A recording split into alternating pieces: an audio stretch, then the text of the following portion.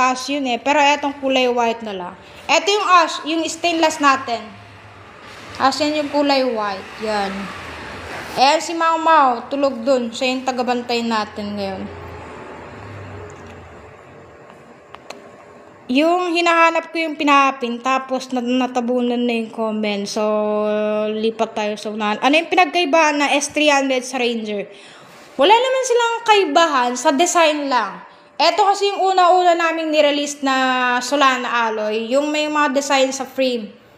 Ayan, sa pinta po yan, hindi yan sticker.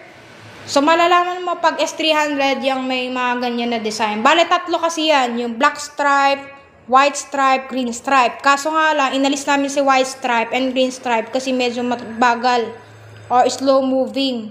Hindi siya masyado mabenta. So, naiwan lang si black stripe. Then, sa Solana Ranger naman, as you can see, wala siyang masyadong design sa frame niya, kulay-kulay. Plain lang, tapos yan, meron nakalagay na Ranger sa frame. So, eto, yan, yung may kulay. Paint yan ha, hindi yan natatanggal. When po release ng Neutron, September, so I think 3rd week pa yun.